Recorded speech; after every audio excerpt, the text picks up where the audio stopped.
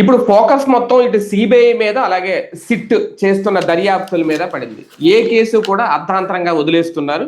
ప్రధానంగా మొన్న వివేకానంద రెడ్డి గారి హత్య కేసు కానీ, లేదంటే ఇప్పుడు ఈ కల్తీ నెయ్యి వ్యవహారానికి సంబంధించి కానీ, అదే నేపథ్యంలో అప్రూవల్ గా కూడా మారిపోయారు ఈ కల్తీ నెయ్యి కేసు వ్యవహారంలో. డైరీ ఎక్స్పర్ట్ ఎవరైతే ఉన్నారో బత్తుల సురేంద్రనాథ్ వీళ్ళందరూ ప్రధానంగా వీళ్ళనే కొన్ని ఆశ చూపించి నమ్మించి ఇదంతా కల్తీ నెయ్యి అంతా చేయించారు అనేది ఒక వెర్షన్. అంటే ఒకటి అయిపోయిన తర్వాత ఇంకో దానికి సిద్ధం అవుతున్నారా? శ్రీశైలంలో కూడా కల్తీ నెయ్యి 2022 నుంచే మే నుంచే 2023 వరకు అప్పుడు అక్కడ కూడా కలిసింది అనేది ఒక కొత్త ప్రచారం. అంటే మొత్తం కొత్త డైవర్షన్కి ఏమన్నా రెడీ చేస్తున్నారా ఈ పత్రికలు, లేదంటే వీళ్ళకి సంబంధించిన అనుకూల మీడియా? లేదు నిజంగా సిబిఐనో లేదంటే సిబిఐ దర్యాప్తునో సిట్నో లేదు ఇక బీజేపీని కూడా అనుమానించే ప్రయత్నం ఏమన్నా మొదలైందని అనుకోవాలా? ఇదే అంశం మీద చర్చించే ప్రయత్నం చేద్దాం సార్. వాస్తవానికి ఒకప్పుడు సిబిఐ గురించి మాట్లాడారు అప్పట్లో చంద్రబాబు నాయుడు గారు. ఇప్పుడు సిట్ వేసింది వీళ్ళే. తర్వాత ఇప్పుడు ఆ సిట్ని తప్పుపడుతున్నారు. సిబిఐ కూడా ఏం చేసినా అర్ధాంతరంగా మధ్యలో వదిలేయడమేనా అనేది. ఓకే, ఇది ఒక పత్రిక వెర్షన్ అనుకోవాలా లేదంటే వీళ్ళ వెర్షన్ అనుకోవాలా? అంటే సిబిఐ మీదన మనం ఒకటి సుప్రీంకోర్టులో పిటిషన్ వేస్తే ఈనాడు వాళ్ళు బాగుంటుంది, రాసింది ఈనాడు కదా, వాళ్ళు పిటిషన్ వేసి సిబిఐకి విచారణ చేయడం రాదు, మేము కొన్ని వార్తలు రాస్తాం, మాకు చాలా ఇన్వెస్టిగేషన్లో అద్భుతమైన ఎక్స్పీరియన్స్ ఉంది, దాంట్లో చంద్రబాబు గారిని దోమలతో చంపేయచ్చు కుట్ర పన్ని అని రాస్తాం, అప్పుడు చంద్రబాబు మీద హత్య ప్రయత్నమైన జగన్ని జైల్లో పెట్టాలి, మేము రాశాం కాబట్టి. అట్లాగే పడవలతో ప్రకాశం బ్యారేజీని గుద్దేసి కృష్ణా డెల్టా మొత్తాన్ని ముంచేయాలని జగన్ కుట్ర పన్నాడని మేము రాస్తే జగన్ని జైల్లో వేసేసి ఆ కృష్ణా నదిని అరెస్ట్ చేయాలి, అక్కడ పడవలను అరెస్ట్ చేయాలి, పడవల్ని జైల్లో పెట్టాలి, జగన్ కూడా జైల్లో పెట్టాలి పడవలతో పాటు. అట్లాగే రోడ్డు మీదన జగన్ పర్యటన చేస్తూ ఉంటే ఆ కారు కింద ఒక మనిషిని డొల్లుకుంటూ సినిమాల్లో చూపెట్టినట్టు డొల్లుకుంటూ వెళ్తాడు, ఆ పైన తొక్కేసి వెళ్ళి చంపేస్తారు, కానీ ఒంటి మీద చొక్క బ్లడ్ ఉండదు, అలాగ తొక్కేయడం అనేటటువంటి దుర్మార్గం చేస్తాడు జగన్మోహన్ రెడ్డి. కాబట్టి ఆ కారును అరెస్ట్ చేయాలి, జగన్ అరెస్ట్ చేయాలి, ఇది మేము దర్యాప్తులో తేల్చిన నిజాలు. కాబట్టి మేము చేస్తున్నంత ఇంతటి ఇన్వెస్టిగేషను సిబిఐకి తెలియచావదు, పోలీసులకి తెలియచావదు, మేము మా దగ్గర ఉన్నటువంటి అమెరికా దగ్గర ట్రైన్డ్ అయిన మొసాద్ దగ్గర ట్రైన్డ్ అయినటువంటి ఎక్స్పర్టైజేషన్ ఉన్నటువంటి వాళ్ళు ఇవన్నీ చేస్తున్నారు. కాబట్టి మా దర్యాప్తు సంస్థకి మేమే కావాలంటే ఒక ఈనాడు ఇన్వెస్టిగేషన్ ఏజెన్సీ ఈఐఏ అని పెడతాము, సిబిఐకి దర్యాప్తు బదులు మా ఏజెన్సీకి ఇవ్వండి, లేదా ఈఏఐ ఈనాడు ఆంధ్రజ్యోతి ఇన్వెస్టిగేషన్ ఏజెన్సీ ఈఏఐఏ అని ఒకటి పెడతాం, మా దర్యాప్తు సంస్థలకు ఇవ్వండి, మేమైతే వితిన్ 1 వీక్లో తీసుకెళ్లి బొక్కలో దోసేస్తాం డైరెక్ట్గా జగన్ అనేవాడిని, వాళ్ళ ఆవిడని కేసులో పెట్టేస్తాం, వాళ్ళ ఫ్యామిలీని పెట్టేస్తాం, వాళ్ళకి సంబంధించినటువంటి టోటల్ ఎమ్మెల్యేలు ఎంపీలు అందరినీ జైల్లో పడేసేస్తాం. వాళ్ళందరూ అసలు చాలా దుర్మార్గులు, మీకు తెలియదు, వాళ్ళు అసలు మొసాదు సిఐఏ వాళ్ళు ఎవరు కూడా వీళ్ళని పసిగట్టలేదు, అసలు వీళ్ళు ప్రపంచ ద్రోహులు, మేము కనిపెట్టినంతట ఇది అని చెప్పి ఏదైనా సుప్రీంకోర్టులో పిల్లేస్తే అప్పుడు సుప్రీంకోర్టు వీళ్ళకి ఇస్తే అధికారాలు బెటర్. ఎందుకంటే వీళ్ళు అంతగా కనిపెట్టారు వీళ్ళు. ఇప్పుడు అతని పేరేంటి పాపం జేడి లక్ష్మీనారాయణ గారు ఉన్నప్పుడు జగన్ మీద వీళ్ళు రోజుకో స్టోరీ రాసేవాళ్ళు, తర్వాత ఆయన ఎఫ్ఐఆర్ అట్లాగే కట్టుకొచ్చాడు. ఇప్పుడు ఆ కేసులు ఏం చేయాలో అర్థం కాక సిబిఐ మొత్తుకు చస్తుంది, ఇన్ని సంవత్సరాలు పెండింగ్ అందుకే ఉంది, లేకపోతే ఉండడమో ఉంచడమో లేకపోతే జగన్ బొక్కలో దోయడమో తెలిసిపోయేది. వీళ్ళు కోరుకున్నట్టు చివరికి ఇన్ని వాయిదాలు అంటే సిబిఐకి సాక్ష్యాలు ఏం చూపెట్టాలో అర్థం కావట్లేదు. ఎందుకంటే ఒకడు బెనిఫిట్ పొందాడయ్యా, ఆ బెనిఫిట్ పొందడానికి లంచం ఇచ్చాడయ్యా అని కేసు పెట్టింది. నేను లంచం ఇవ్వలేదురా, ఇప్పుడు గుగులోడికి ఎట్లయితే ₹1 ఇస్తున్నామంటున్నారో అదానికి ఫ్రీగా ఎట్లా ఇస్తామంటున్నారో ఆ రోజుల్లో కాస్త మాకు బెనిఫిట్ ఇచ్చారయ్యా, ఇండస్ట్రియలిస్ట్కి ప్రభుత్వం ఇచ్చే బెనిఫిట్ అయ్యా అని చెప్తే, మరి నువ్వు వెళ్ళి ఎందుకు జగన్ సంస్థలో పెట్టుబడులు పెట్టావు అని అడిగారు. వ్యాపారం చేస్తానన్నోడి దగ్గర పెట్టుబడి పెట్టక ఇంకేడ పెడతాం, మా డబ్బులంటే వ్యాపారం, మేము చేసే వ్యాపారంలో కొత్తోడు వచ్చి పెడతానంటే ఆ ముఖ్యమంత్రికి సంబంధించిన కొడుకు అన్నప్పుడు రూపాయి లాభం వస్తుంది అనుకుంటాం ఎవడైనా సరే. చేసాం మేము, మా డబ్బులు మాకు లాభం కూడా వచ్చింది, ఇదిగో ఈయన ₹1 లాభం వచ్చింది అంటే నువ్వు తప్పు చెప్తున్నావు, జగన్ మీద నిన్ను కంప్లైంట్ అడుగుతుంటే నువ్వు పెట్టట్లేదు కాబట్టి నిన్ను బొక్కలో దోస్తున్నావు, నీ మీద కేసు పెడతాను, నిన్ను అరెస్ట్ చేస్తాను, అదే కదా అప్పుడు జరిగింది. అట్లాగే ఇప్పుడు కూడా ఎఫ్ఐఆర్లు ఛార్జ్ షీట్లు అట్లా జరిగింది. ఇప్పుడు కూడా ఆ, పార్టీ పెట్టినవాడు జగన్మోహన్ రెడ్డి, పార్టీ అధ్యక్షుడు జగన్మోహన్ రెడ్డి. 2014లో చెల్లి తల్లితో తిప్పినోడు జగన్మోహన్ రెడ్డి, తల్లితో పోటీ చేయించినోడు జగన్మోహన్ రెడ్డి, మేనమామతో పోటీ చేయించినోడు జగన్మోహన్ రెడ్డి వైవి సుబ్బారెడ్డితో. గుర్తుంది కదా? అప్పుడు 2014లో ఓడిపోయింది వైసీపీ. ఆ తర్వాత 2019కి వచ్చేటోడికి ఇలా కుటుంబ పార్టీ అంటారన్నటువంటి ఫీలింగ్తో అందరినీ వదిలేసి తల్లికి పోటీ చేయించాల, చెల్లిని తిప్పల, ఓన్లీ తను ఒక్కడే పాదయాత్ర చేస్తా తిరిగాడు. గుర్తుంది కదా 19లో? అయ్యాక అతను వైవి సుబ్బారెడ్డికి టికెట్ ఇవ్వలేదు. బాలినేనికి అందుకే కదా అక్కడ క్రియాశీల పాత్ర లభించింది. అట్లాగే అక్కడ మాగుంటికి ఎందుకు వచ్చింది అప్పుడు టికెట్? వైవి సుబ్బారెడ్డిని పక్కన పెట్టడం వల్లే కదా జరిగింది ఆ రోజున. అంటే ఏంటి, జగన్మోహన్ రెడ్డి పక్కన పెట్టాడు కదా అక్కడ. ఆ రోజున కుటుంబం ఎవరిని వద్దు అనుకున్నాడు. మరి అవినాష్ రెడ్డిని ఎందుకు కావాలనుకున్నాడు? ఎస్, అవినాష్ రెడ్డి అంతకుముందే ఎంపీని చేశాడు, గెలిచాడు. అదే సందర్భంలో అవినాష్ రెడ్డి అక్కడ తన తరపున ఒక మనిషి కావాలి, రిప్రజెంటేటివ్. అందుకోసం అతన్ని ఎంచుకున్నాడు. అక్కడ కడప జిల్లాలో తను కంటిన్యూగా తిరగలేడు. తన పాయింట్ ఆఫ్ వ్యూలో అతన్ని నమ్మాడు. అది అతన్ని ఈ క్లోజ్ రిలేటివ్గా చూడట్లేదు, మేనమామలాగా లేకపోతే తల్లిలాగా చూడలేదు ఓటర్లు. అందుకని అతన్ని గెలిపించారు. ఈయన కూడా అది పెద్ద సీరియస్గా కాదు, అతనికి అవసరమై పెట్టుకున్నాడు. అది తప్పనొచ్చకూడదు, తప్పులేదు. అలాంటి సందర్భంలో అతనికి అసలు అదేంటది అన్నిటికంటే విచిత్రం, ఆ పార్టీని ఇతని పేరేంటి వివేకానంద రెడ్డి తీసేసుకుంటాడని భయపడిపోయి చంపించేశారని ముందు చెప్పారు. అంతే కదా? వైసీపీలో తిరుగుబాటు సృష్టించబోతున్నాడని తెలిసి చంపేశాడు అన్నటువంటి గొడ్డలి అవన్నీ జగనే స్వయంగా చంపేశాడని. పాప అతను దురదృష్టం, వాళ్ళ దురదృష్టం, ఇతని అదృష్టం. ఆ రోజున ఆ ఊళ్ళో లేడు, ఉండుంటే జగనే చంపాడని చెప్పి ఉండేవాళ్ళు, పేరు కూడా రాసి ఉండేవాళ్ళు ఎఫ్ఐఆర్లో. రెండోది వచ్చేటప్పటికి తర్వాత అది వేగైపోయింది. అప్పుడు ఏం కవర్ చేసుకొచ్చారు? అవినాష్ రెడ్డికి టికెట్ ఇస్తే అవినాష్ రెడ్డికి టికెట్ ఇవ్వద్దు, నాకన్నా ఇవ్వు, మీ అమ్మకన్నా ఇవ్వు, మీ చెల్లికన్నా ఇవ్వు అని అడిగాడు. అందుకు అవినాష్ రెడ్డి చంపేశాడని చెప్పారు. టికెట్ ఇచ్చేవాడు జగన్మోహన్ రెడ్డి అయితే అవినాష్ రెడ్డి వివేకానంద రెడ్డి ఎందుకు చంపడం? ఇచ్చేవాడిని కదా ఏదైనా చేయాల్సింది అతను. తీసుకునేవాడిని ఎందుకు చేస్తాడు? తీసుకుంటే ఇస్తే కదా అతను బేసిక్గా. ప్లస్ అవినాష్ రెడ్డిని గెలిపించమని ఎన్నికల ప్రచారం చేస్తున్న వివేకానంద రెడ్డిని అవినాష్ రెడ్డి చంపాలా? ఆ పూట కూడా అవినాష్ రెడ్డిని ప్రచారమే కదా చేస్తుంది అతను, ఎందుకు చంపాలి? బట్ మేము చెప్పాం, మేము రాసాం. ఎందుకంటే జగన్ మీద మేము ఎలాంటి విషపు కథలన్నా అలుగుతాం అనుకోండి. దాని మీద సిబిఐ దర్యాప్తు చేశాక ఏం తేలింది?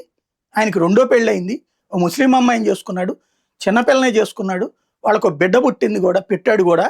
ఆ అమ్మాయికి ₹1 కోటి పెట్టి బిల్డింగ్ కూడా కట్టించాడు అదే ప్రాంతంలో. అదే సందర్భంలో అమ్మాయికి చేసుకున్నారని తెలిసాక ఆ ఇల్లు లాగేసుకున్నారు వీళ్ళు. ఇతను చేతుకున్న ఫైనాన్షియల్ పవర్స్ తీసేశారు. ఆ తర్వాత డబ్బులకు కూడా ఇబ్బంది పడాల్సిన పరిస్థితి వచ్చింది. ఆ టైంలో వాళ్ళు చెప్పిన సెటిల్మెంట్, వీళ్ళు చెప్పిన సెటిల్మెంట్లు చేసి పైసా డబ్బులు లేక ఇంకా అప్పులు పాలయ్యాడు. ఆ టైంలో ఆస్తిని అమ్మాయికి రాశాడు. ఎవరైతే పెళ్లి చేసుకున్న అమ్మాయికి రిజిస్ట్రేషన్ చేయబోతే రిజిస్ట్రేషన్ ఆఫీసులో అడ్డుపడ్డారు. దాంతో నోటరీ రాశాడు. ఆ నోటరీ పేపర్లు అక్కడ ఇంట్లో కనిపించకుండా పోయినాయి. ఆ పేపర్ల కోసమే చంపారు. మర్డర్ ఫర్ గెయిన్ అనే పాయింట్తో పాటు ఇవాళ అప్రూవర్ అయిన దస్తగిరి కూడా చెప్పింది, ఆ రోజున ఆయన కాళ్ళు పట్టుకున్నా సరే గొడ్డలతో నరుకుతా, ఆ పేపర్లు ఎక్కడ ఉన్నాయి అని అడిగాము, చివరికి ఆ పేపర్ తీసుకున్నాక చంపాము గంగిరెడ్డి నేతృత్వం అని చెప్పాడా లేదా? ఆ పేపర్ పాయింటే పక్కకు పెట్టి లేదు రాజకీయ ఉద్దేశంతోనే జగన్ చంపాడు అని వీళ్ళు రాస్తారు. జనాల్ని నమ్మించారు, ఇప్పుడు కూడా నమ్మమంటారు. అలాగా రాసినట్టుగా సిట్టు దర్యాప్తు చేయలేదు. చివరికి సిట్లో మళ్ళీ వీళ్ళు జాగ్రత్తగా ఇన్ఫ్లుయెన్స్ చేసి వేరే అధికారిని మార్పిచ్చి వీళ్ళకి కావాల్సిన అధికారిని పెట్టిస్తే అధికారి వీళ్ళ కోణంలో నుంచి విచారణ ప్రారంభించాడు. అడ్డదిడ్డంగా చేశాడు, కొట్టాడు, హింసించాడు. సిబిఐ అట్లా ఎప్పుడు చేయదు, కొట్టి చేయడం అనేటటువంటి. సినిమాల్లో కూడా మీరు చూడండి, నిజ జీవితంలో కూడా సిబిఐ సైకలాజికల్ ప్లానింగ్ ఉంటుంది. అంతే తప్పించి మిషనరీతో చేస్తుంది, సమాచారాలతో చేస్తుంది. అంతే తప్పించి ఫిజికల్ గా చేయదు. మొట్టమొదటిసారి ఫిజికల్ అది వాళ్ళ పియని కొట్టడం కానీ ఇవన్నీ జరిగింది. ఇదంతా చివరికి అవినాష్ ని లోపలేయడానికి, జగన్ మీద కేసు పెట్టడానికని సుప్రీంకోర్టు దాకా వెళ్ళాడు ఆ రోజున. ఎవరు? అవినాష్ రెడ్డి. ముందు అవినాష్ రెడ్డిని లోపలేసేయడానికి పక్కా ప్లాన్ చేశారు రామ్ సింగ్. చేస్తే సుప్రీంకోర్టు ఏం చెప్పింది ఆ రోజున? కేంద్ర ప్రభుత్వంగా చెప్పింది, ఉమ్, సుప్రీంకోర్టు చెప్పింది. అసలు అతను ఈ దర్యాప్తు బృందంలో ఉండడానికి అనర్హుడని తేల్చి చెప్పింది. అవును. లేదు, దర్యాప్తు బృందం వేరే నాయకత్వంలో పెడతాం, ఇతన్ని కూడా ఉంచుతామంటే అసలు అందులో పనికిరాడని చెప్పింది. ఉమ్, అతను ఆ బృందంలో నుంచి తీసిపడేయండి అని చెప్పింది. ఉమ్, తీసి పడేశాక వచ్చిన కేసులో అతన్ని ఏ పాయింట్ లో పెట్టారు? భాస్కర్ రెడ్డి, Hmm. అవినాష్ రెడ్డిని సాక్ష్యాల తారుమారు, తుడిచినప్పుడు అక్కడే ఉన్నారు, ఉమ్, శరీరాన్ని బయటికి తీసుకొచ్చినప్పుడు అక్కడే ఉన్నారని మాత్రమే పెట్టారు. మర్డర్ సూత్రధారని పెట్ల, పాత్రధారని పెట్ల. సాక్ష్యాల Oh. తారుమారులో నిందితులకి సహకరించారు, గంగిరెడ్డికి సహకరించారు ఉమ్, అన్న కేసు పెట్టింది వాళ్ళ మీద. ఉమ్, ఇప్పుడు అది ఆ రోజున మనం మాట్లాడినప్పుడు తప్పన్నారు. ఇప్పుడు వీళ్ళే చెప్తున్నారుగా సిట్టు కోరినట్టు చేయలేదని, సిట్టు వీళ్ళని వదిలేసిందని. అవును. అంటే ఏంటి? ఇప్పుడు మోడీ ప్రభుత్వం మేము చెప్పినట్టు కేసు, మేము రాసినట్టు, మా పేపర్లో రాసినట్టు మేము ఎలా అయితే ప్రచారం చేసామో అట్లా బొక్కలో దొయ్యలా, అట్లా కేసు పెట్టలా. ఇది ఒకటి. రెండవది, ఇప్పుడు వైవి సుబ్బారెడ్డిది. అప్పన్న అనేవాడు 2024లో ఉమ్, ఇదే ప్రభుత్వం అధికారంలో ఉండగానే అతను ఆంధ్ర భవన్లో లైజనింగ్ ఎంప్లాయీగా ఉన్నాడు. ఉమ్, ఆంధ్ర భవన్లో లైజనింగ్ ఎంప్లాయీస్ అని ఉంటారు. అంటే మనోళ్ళు వెళ్ళినప్పుడు అక్కడ ప్రభుత్వంలో ఉన్నటువంటి వాళ్ళతో వీళ్ళతో కలిపేటటువంటి వర్గం అది. ఉమ్, ఉమ్, అలాంటి లైజనింగ్ ఉద్యోగిగా ఉన్నాడు. ఉమ్, ఆ లైజనింగ్ ఉద్యోగానే వైవి సుబ్బారెడ్డికి కూడా పరిచయం. ఉమ్, తర్వాత ఏదో ఆర్థిక ఇబ్బందులని అడిగితే వేమిరెడ్డితో చెప్పి డబ్బులు ఇప్పించాడు అతను. ఉమ్, అతని పిఏ అంటే డిజిగ్నేషనెడ్ గా ఉంటాడుగా, అవును. డిజిగ్నేషన్ ఉంది అతనికి పిఏ ఉమ్, లేదే. అతను ఆ పరిచయాలతో ఏం చేశాడో తెలియదు. అవును. అప్పుడు అసలు కేసు అక్కడ చూడండి ఎంత లాజిక్ ఉందో. Vemireddy Prashanth Reddy TTD board member, um, Vemireddy Prashanth రెడ్డే ఆ ప్రొక్యూర్మెంట్ కమిటీలో కూడా మెంబర్. ఉమ్, ఇప్పుడు తెలుగుదేశంలోకి వచ్చింది ఆవిడ. ఓకే. ఆ ఉమ్, వేమిరెడ్డి కుటుంబం తరపునే కదా ఇతను డబ్బులు నెల నెల డబ్బులు వేసింది. వైవి సుబ్బారెడ్డి చెప్తే మేము డబ్బులు వేసామని చెప్పారు ఇప్పుడు వీళ్ళు. అవును, అవును. కానీ ఉమ్, అక్కడ ఎవరు ప్రొక్యూర్మెంట్ కమిటీలో ఆమె ఉంది, ఇది జరిగింది అక్కడే ఉంది. అవును. ఇప్పుడు వీడు వైవి సుబ్బారెడ్డి పేరు చెప్పి బెదిరించినట్ట, వేమిరెడ్డి పేరు చెప్పి బెదిరించినట్ట అదే కదా. ఉమ్, అది తెలియదు. కానీ ఉమ్, అక్కడ వైవి సుబ్బారెడ్డి పిఏ అనే పాయింట్ ఎస్టాబ్లిష్ చేశారు. అవును. Okay, good. అదైనా సరే వైవి సుబ్బారెడ్డి మీద మరి సుప్రీంకోర్టులో వేశాడు ఆయన పిటిషన్, సిబిఐ దర్యాప్తు చేయమని. అవును. ఆ రోజు సిబిఐ ఏమడిగింది, సుప్రీంకోర్టు ఏమడిగింది? నీ దగ్గర ఏం ఆధారం ఉందని అడిగింది. ఉమ్, అంటే లడ్డూకి ఇదే నెయ్యి వచ్చిందండి, మేము టెస్ట్ చేసామన్నారు. అవును. ఆ రిపోర్ట్ ఇవ్వండి అన్నారు. ఉమ్, ఇది ఎప్పుడు వచ్చింది, నిన్నగాక మొన్న కదా అని అడిగారు. ఉమ్, అవునండి అన్నారు.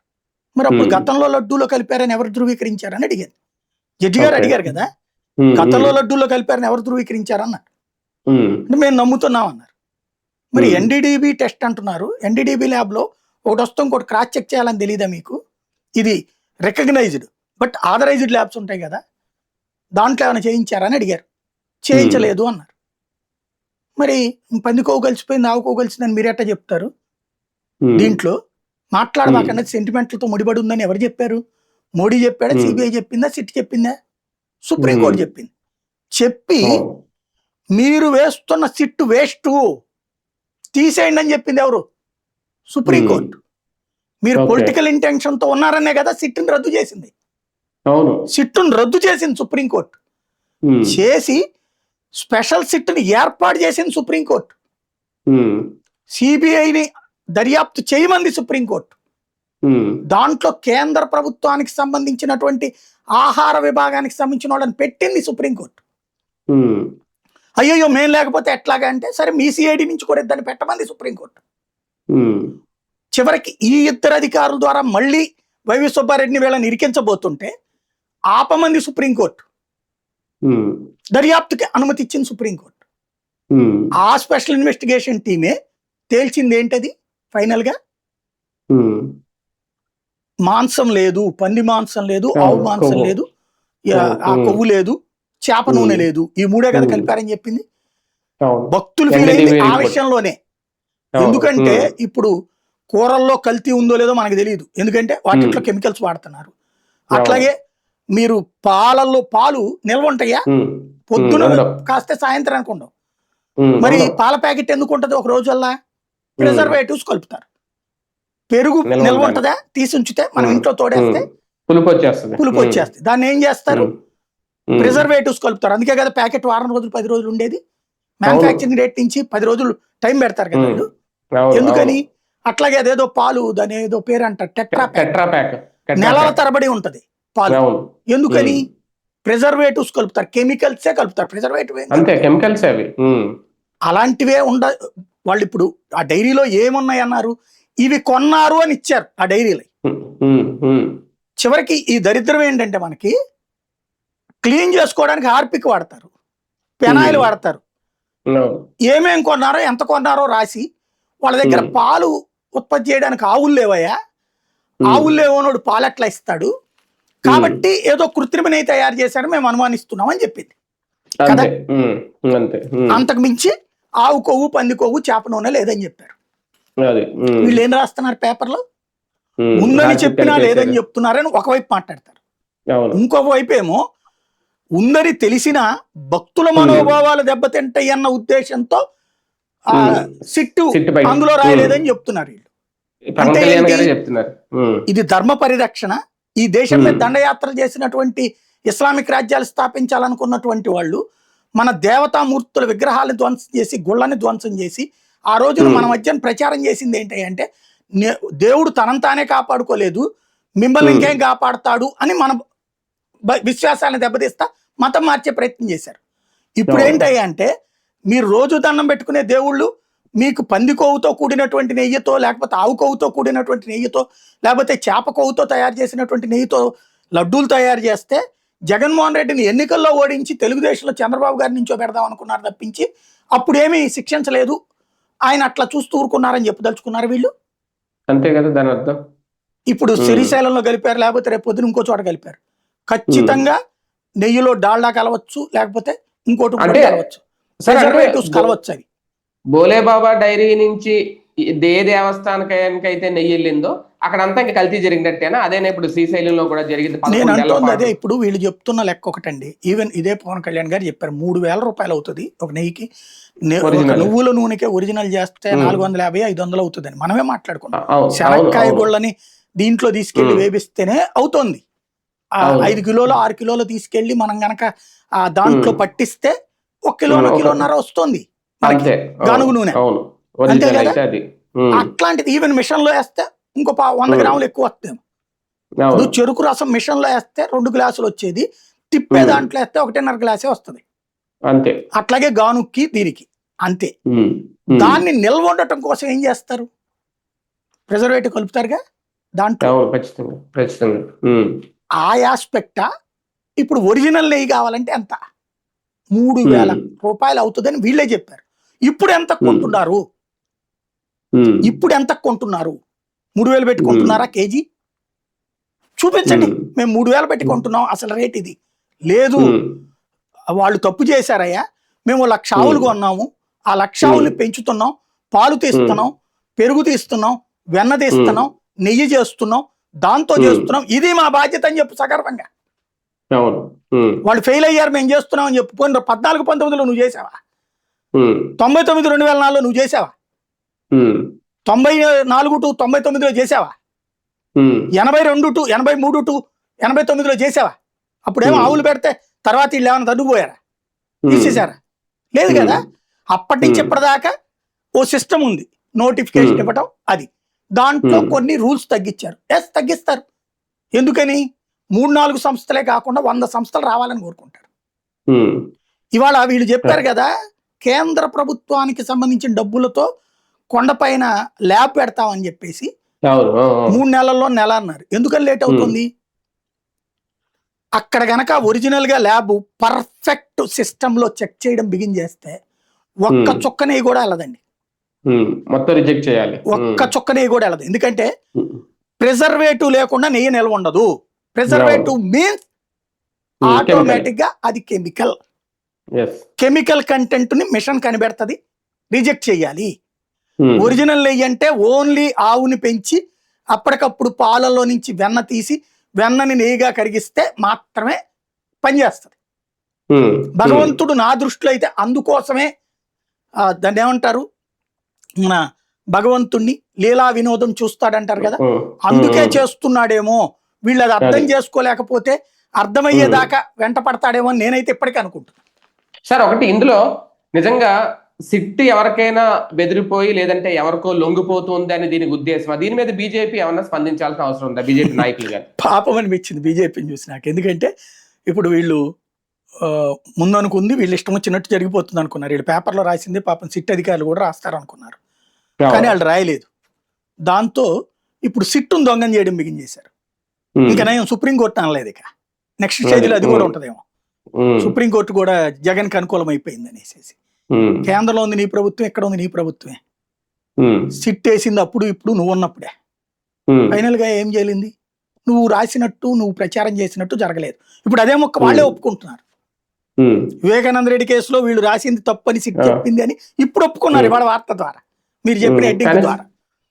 అలాగే ఇది అంతే, ఇప్పుడు సిట్ తప్పయింది అంటే సిబిఐ తప్పయింది అంటే సుప్రీంకోర్టు తప్పయింది. సిబిఐ ఇచ్చిన ఆ పాయింట్స్ సుప్రీంకోర్టు యాక్సెప్ట్ చేసింది అక్కడ వివేకానంద రెడ్డి కేసు, ఇక్కడ యాక్సెప్ట్ చేసింది. ఇప్పుడు ఏంటయ్యా అంటే మనం వీళ్ళు చెప్పిన దాని ప్రకారం అయితే మనందరం నమ్మాల్సింది ఏంటంటే జగన్ ఉంటే రాష్ట్రంలో చాలా దుర్మార్గుడు, ఒక గజని, ఒక అక్బరు, ఒక బాబరు, అతను ఉంటే మంచోడు కాదు. వాళ్ళేమో ఆలయాల మీద దండయాత్ర చేస్తే ఇతను నెయ్యి ద్వారా దండయాత్ర చేశాడు, తద్వారా మన సెంటిమెంట్లను గాయపరిచాడు. మనం 5 ఏళ్ల నుంచి తిన్నదంతా కూడా పంది కొవ్వు, ఆవు కొవ్వు, చేప నూనెతో చేసిన లడ్డూలే, రాష్ట్ర వ్యాప్తంగా అన్ని గోళ్లలో కూడా అట్లాంటివే చేశారు అని మనం నమ్మమంటున్నారు. దేవుణ్ణి నమ్మద్దు, దేవుడి దగ్గర ఆ ఇచ్చిన ప్రసాదాల్ని జగన్ చేశాడని నమ్మండి. దేవుడు వాళ్ళని శిక్షించలేదు, ఓన్లీ ఎన్నికల్లో ఓడించి శిక్షించాడు అంతవరకే. 11 సీట్లు ఇచ్చింది అందుకే, అదే గనక సక్రమంగా చేసుకుంటూ చేయలేదని నమ్మమంటున్నారు. వీళ్ళకి 23 సీట్లు ఇచ్చినప్పుడు మరి దేవుడు ఎందుకు ఇచ్చాడో తెలియదు మనకి. అదే కదా. కానీ ఒకటి సార్, ఫైనల్ గా అంటే ఈ సిట్ గురించి మాట్లాడిన, సిబిఐ గురించి మాట్లాడిన, టీడీపీ వెర్షన్ ఇదంతా చూస్తూ ఉంటే ఒక ఎదురుదాడి చేస్తున్నట్టు అయితే కనిపిస్తోంది. అంటే అసలు టీడీపీ చేయాలనుకుంటున్న ఎదురుదాడి ఏంటి? ఇదే లడ్డూ విషయంలో జగన్ అంటే జగన్ అనేవాడు హిందూ ధర్మం కాదు, అతను క్రిస్టియన్, అతన్ని మనం ఉండనీయకూడదు. అట్లాగే అతను మంచోడు కాదు, రాక్షసుడు, రౌడీ. అతను వస్తే అరాచకం జరిగిపోతే విధ్వంసం జరిగిపోతుంది. కాబట్టి అతన్ని మీరు దూరం పెట్టండి. మీరు దూరం పెట్టకపోతే రాష్ట్రం నాశనం అయిపోతుంది. ఈ రాష్ట్రాన్ని కాపాడగలిగినటువంటి మహానుభావుడు చంద్రబాబు గారు, అలాగే ఈ రాష్ట్రాన్ని కాపాడే చంద్రబాబు గారిని ముందుండి నడిపించేటటువంటి మహానుభావుడు పవన్ కళ్యాణ్ గారు, అలాగే ఈ ధర్మాన్ని పరిరక్షించేటటువంటి బాధ్యతను ఎత్తిన పెట్టుకున్న వాళ్ళు వీళ్ళిద్దరు. కాబట్టి వీళ్ళని నమ్మండి, అతన్ని నమ్మద్దు. ఇది చెప్పదలుచుకుంటారు. అంటే ప్రజలకైనా బీజేపీ కూడా చెప్తున్నారు, ప్రజలకు చెప్తున్నారు. అలాగా మీరు తగినట్టుగా మీ పైన ఉన్నటువంటి మీ పార్టీతో, ప్రభుత్వంతో చెప్పి సిట్లో మేము చెప్పినట్టు ఎఫ్ఐఆర్లు, ఛార్జ్ షీట్లు రాసే వాళ్ళని పెట్టండి. లేకపోతే మిమ్మల్ని కూడా దొంగల్ని చేస్తాం. ఇంతకుముందు మోడీని ఎట్టాగైతే మేము ఆడుకున్నాము, ఇప్పుడు బిగిన్ చేసాం, మీకు మా సత్తా ఏంటో చూపెడుతున్నాం. ఇప్పటికే నిన్న ఇవాళ పేపర్లో వచ్చేసింది మార్పు. చైనా విషయంలో రాహుల్ గాంధీని హైలైట్ చేయడం బిగిన్ చేశారు. అట్లాగే అమెరికా విషయంలో రాహుల్ గాంధీ చెప్తున్న పాయింట్స్ హైలైట్ చేయడం బిగిన్ చేశారు. చాలా కొట్టడం బిగిన్ చేశారు బీజేపీకి. కాబట్టి ఎంత తెలిసినా బీజేపీ నాయకులు అయితే దీని మీద మౌనంగా ఉంటారా సార్? అంటే ఇక్కడ ఉన్న వాళ్ళకి అధిష్టానం దగ్గరికి వెళ్ళి చెప్పగలిగిన సత్తా లేదు. ఇంకోటి బీజేపీ డిపెండ్ అయ్యి ఉంది ఇక్కడ పార్టీ మీద. కాబట్టి ఒకవేళ చెప్పినా కూడా మూసుకుని పని చేసుకోండి అని చెప్తారు. అందుకనే రైట్ రైట్ చూద్దాం. మొత్తానికి నిజంగా సిట్ని తప్పుపడుతున్నారు, అలాగే సిబిఐని కూడా తప్పుపడే పరిస్థితి అయితే వచ్చింది. మరి దీన్ని ఎక్కడికి తీసుకెళ్తారు? భారతీయ జనతా పార్టీ నాయకులు దీని మీద స్పందిస్తారా, లేదు ఈ ఎదురుదాడి ఇలాగే కంటిన్యూ అవుతుందా?